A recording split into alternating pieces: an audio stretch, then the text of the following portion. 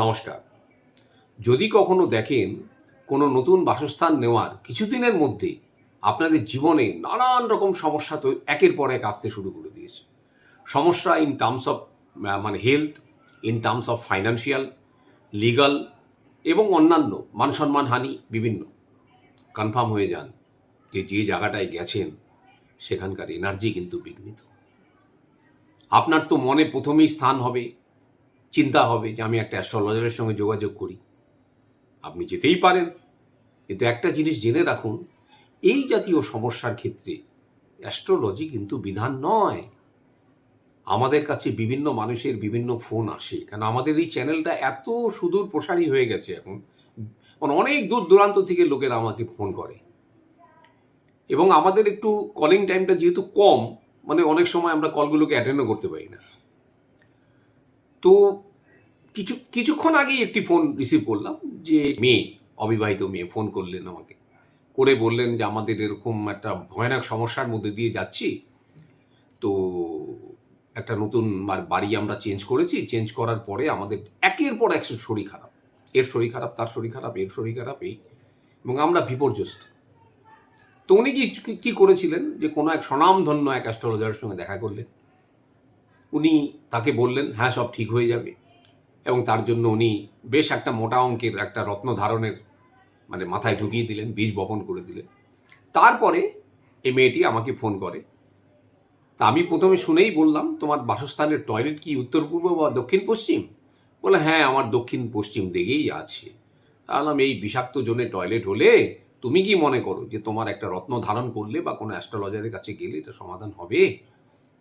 তো বললো জানি না, আমার তো অনেক টাকা চেয়েছিল, তো আমরা তো সেই রকম মাত্রটা আর্থিক সচ্ছলতা নেই, আমার এই রোগে রোগে সব শেষ হয়ে গেছে। তো আমি বললাম যে দেখো, তোমার বাসস্থানের একটা লেআউট আমাকে পাঠাও, মানে কোনো ইঞ্জিনিয়ারকে দিয়ে ড্রয়িং করে নিজে করো না, কারণ তুমি ঠিকমতো করতে পারবে না। তারপরে আমাদের যা পারিশ্রমিক আছে আমরা নেওয়ার পরে তোমাকে বলে দেবো কী কী মানে রেমেডি করতে হবে, ভাঙাচোরা নেই। আর যেহেতু তোমাদের শরীর খারাপের একটা ব্যাপার রয়েছে, এবং তাও তোমার ইয়েদের পেরেন্টসদের একটু রুদ্রাক্ষর দিকে নজর দেবে। তো আপাতত তার মাথার মধ্যে এইটুকু সে বুঝতে পেরেছে, যেটা কিন্তু রত্ন ধারণে কিছু হবে না। তো ঠিক আছে, এবার সেটা পরের ব্যাপার। তো এই জাতীয় সমস্যা থেকে যারাই মনে করুন ফেস করবেন, একটা বাড়ি নিলেন, অনেক স্বপ্ন দেখে ব্যাংকের থেকে লোন নিলেন, লোন নিয়ে বাড়ি নিলেন। আমাদের কাছে তো যা এক্সাম্পল আছে বললে তো মানুষের চোখের জল এসে যাবে, যে একটা গৃহ নেওয়ার 10 দিনের মধ্যে একটা মানুষের জীবন চেঞ্জ হয়ে গেছিল। আমাদের কাছে সেরকম পর্যন্ত এভিডেন্স রয়েছে। তার কি ছিল দোষ? দক্ষিণ পশ্চিমে একটি প্রবেশদ্বার ছিল, উত্তর দিকে একটি টয়লেট ছিল, আর জীবনের গ্রাফটাই চেঞ্জ হয়ে গেছে তাদের। তো এই হচ্ছে গৃহ। এখন যেহেতু দেখুন এই বাস্তু শাস্ত্রটার উপরে মানুষের কনফিডেন্সটা ঠিক পরিষ্কার নয়, ঠিক বুঝতে পারছে না যে হোয়াট ইজ অ্যাকচুয়ালি বাস্তু, কিভাবে বাস্তুটা অ্যাকচুয়ালি এফেক্ট করে।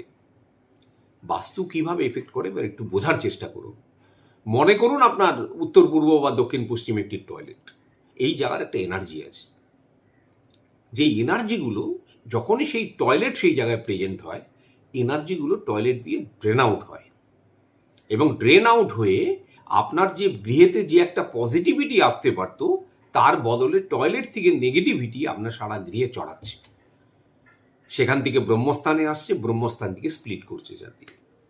এবং যার জন্য কি হচ্ছে, মনে করুন আপনার জোন ভিত্তিক এই সমস্যা হয়, কারণ উত্তর পূর্বে হয় অজানা রোগ, যেটা কোনোদিন জানতে পারবেন না, অথচ রোগ হবে। এমন এমন রোগ হবে যার কোনো মানে ডায়াগনোসিস হয় না। আর দক্ষিণ পশ্চিমে জটিল ব্যাধি, ডায়াগনোসিস হওয়া জটিল ব্যাধি এবং কন্টিনিউয়াস ব্যাধি, এগুলো দেখতে পাবেন। এবং একের পর এক ধনহানি হতে থাকবে, সামাজিক সম্মান নষ্ট হতে থাকবে, ফ্যামিলি রিলেশন নষ্ট হতে থাকবে, লোকের সামনে স্ট্যাটাস নষ্ট হতে থাকবে। দক্ষিণ পশ্চিম। দক্ষিণ পূর্বতে যদি আপনার টয়লেট হয়, আপনার দেখবেন অর্থহানি, তারপরে সম্মানহানি, তারপরে মহিলাদের শারীরিক অসুস্থতা থাকবেই থাকবে।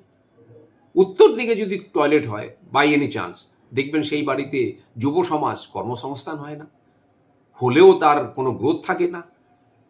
তারপরে জীবনে দেখুন অবজেক্টিভ ঠিক থাকে না, লক্ষ্য ঠিক থাকে না, যার জন্য তারা ফ্রাস্ট্রেটেড লাইফ লিড করে।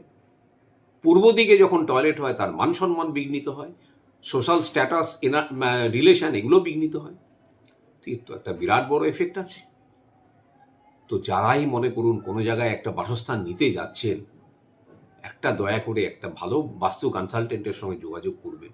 আর যারা নিয়ে ফেলেছেন আর এই সমস্যা ভোগ করছেন, অযথা আমরাও তো অ্যাস্ট্রোলজি করি, আমাদের কাছে আসলে কিন্তু আমরা আপনাকে জেমস্টোন দিয়ে বলবো না যে এটা নিয়ে নিন আপনার সব ঠিক হয়ে যাবে। আপনার এনার্জিই বিঘ্নিত, তো আপনি জেমস্টোন দিয়ে কী করবো আপনাকে? তো যাদেরই মনে করুন এই জাতীয় সমস্যা আছে, তারা যত তাড়াতাড়ি সম্ভব চেষ্টা করুন কোনো একটা ভালো বাস্তু কনসালটেন্টের সঙ্গে যোগাযোগ করতে।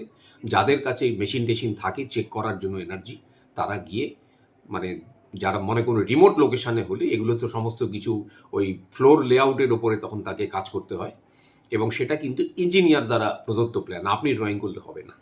কারণ আপনি ড্রয়িং করে ঠিক আমাকে 0 ডিগ্রি পয়েন্ট আউট করতে পারবেন না, যার জন্য তার প্রেডিকশন ভুল হতে পারে।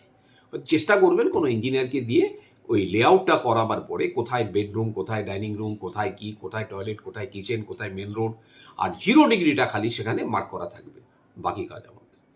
আমরা রেমেডি যা লাগবে সেগুলো পোস্টে পাঠিয়ে দেবো।